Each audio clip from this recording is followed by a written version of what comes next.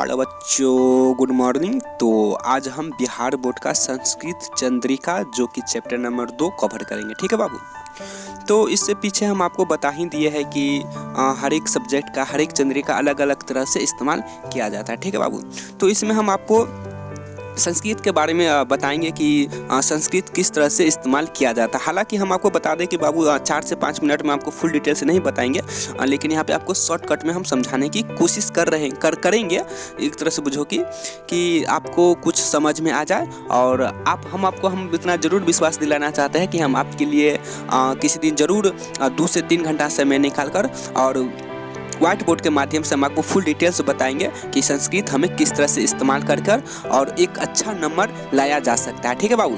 तो सबसे पहले आपको हम इसमें यही बताना चाहेंगे, संस्कृत आप जो चंद्रिका है आप खुल के इस्तेमाल कीजिए। ठीक है बाबू। तो चलो यहाँ पर हम आपको शॉर्टकट में बताने की कोशिश कर रहे हैं कि संस्कृत का चंद्रिका है जो किस तरह से इस्तेमाल किया जाता है। तो जैसे कि आप लोग स्क्रीन पर देख पा रहे होंगे द्वितीय पाठ, तो इसमें पाटलिपुत्रम है। ठीक है बाबू। पाटलिपुत्र के बारे में यहाँ होता है। तो सबसे पहले आपको इसमें क्या करना है कि पाठ का जो परिचय है ये आपको ठीक ढंग से रीडिंग करके यहाँ पे, यानी कि अगर आप ठीक ढंग से पढ़े तो ऑब्जेक्टिव यहाँ से बार बार पूछा जाता है। ठीक है। जैसे कि यहाँ क्या, बिहार राज्य की राजधानी पटना अनादि काल से विद्या, धर्म, राजनीति, उद्योग आदि के क्षेत्र में अग्रणी रहा है। तो यहाँ पर कुछ भी पूछ सकता है, बिहार राज्य की राजधानी कहाँ है, या फिर बिहार राज्य की काला में क्या क्या है, कुछ भी इसका ऑब्जेक्टिव बनाकर पेश कर सकता है। तो यानी आपको इसको इस तरह से रीडिंग करना है जो कि एक तरह से बुझो कि बाबू आपको ना हमेशा के लिए याद रह जाए। ठीक है। तो यानी कि आपको इसको रीडिंग ही नहीं करना है, आपको एक तरह से बहुत अच्छी तरह से रीडिंग करके ऑब्जेक्टिव खुद से बनाना है यहाँ पे। ठीक है बाबू। तो उसके बाद पाठ परिचय आप जैसे कि रीडिंग कर लिए, उसके बाद इसमें क्या आ जाता है, उसमें आप जैसे कि देख पा रहे होंगे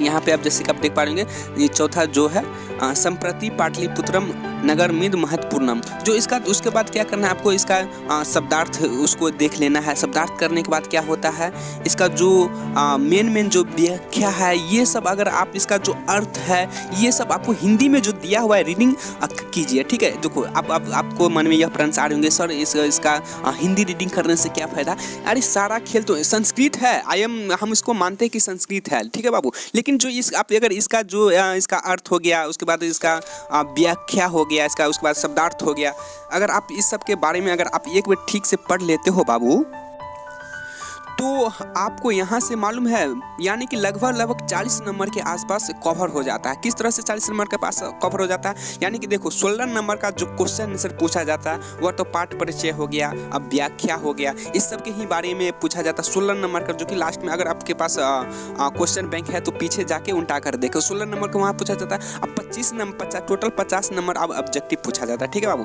तो 50 नंबर का जो ऑब्जेक्टिव पूछा जाता है, 25 नंबर का ऑब्जेक्टिव हिंदी से ही पूछा जाता है। हिंदी का मतलब क्या होता है, जैसे कि पाटलिपुत्र का राजधानी कहाँ है, यही सब पूछा जाता है। ठीक है बाबू। तो आपको यानी कि इसमें जो इसका शब्दार्थ हो गया, हिंदी हो गया, अर्थ हो गया, अब व्याख्या हो गया, इस सब को आपको ना बार बार रीडिंग करना। ऐसा नहीं होना चाहिए कि 1 से 2 बार रीडिंग किया छोड़ दिया हमेशा के लिए, ऐसा नहीं करना है। ठीक है बाबू। आपको यानी कि इसको ना प्रत्येक दिन एक चैप्टर रीडिंग करो, इतना रीडिंग करो कि आपको यानी कि माइंड सेट में जाके बैठ जाए। ठीक है बाबू। देखो बाबू, अब हम आपको बता दें कि हालांकि आप लोग भी जानते ही हैं कि जो विलेज का जो एरिया है वहाँ पे संस्कृत पर ज़्यादा ध्यान नहीं दिया जाता है। हम ऐसे देखो सब सर को हम यानी कि ये नहीं कहना चाहते कि नहीं दिया जाता है, हम 70% के आसपास देखते हैं कि 70% कोचिंग में जितना ध्यान देना चाहिए संस्कृत पर नहीं दे पाता। 2 से 3 महीना बचता है तो ही ध्यान दिया पा जाता है। यहाँ तक कि हम बहुत सारे छात्र को देखते हैं कि वह अलग से यानी कि एक अलग से संस्कृत और हिंदी के लिए कोचिंग पकड़ लेता है, लेकिन गाँव घर में जो होता है वो नहीं पकड़ पाता है। जो रियलिटी है यही है, गाँव घर में नहीं पकड़ पाता है। जो शहर में है वो अपना अलग से कोचिंग कर लिए, या फिर जो VIP स्कूल है वहाँ पे भी हर एक सब्जेक्ट के लिए हर एक अलग अलग सर होते हैं। ठीक है बाबू। लेकिन गांव घर में नहीं होता है, एक ही सर है, 6 सब्जेक्ट कवर करना है 1 साल के अंदर ही, तो वहाँ पे कुछ ढीलापन हो जाता है। ठीक है बाबू। अच्छी बात है, हम कोई बुराई नहीं करना चाहते किसी को, लेकिन तब पर भी एडजस्ट किया जाता है वहाँ पे।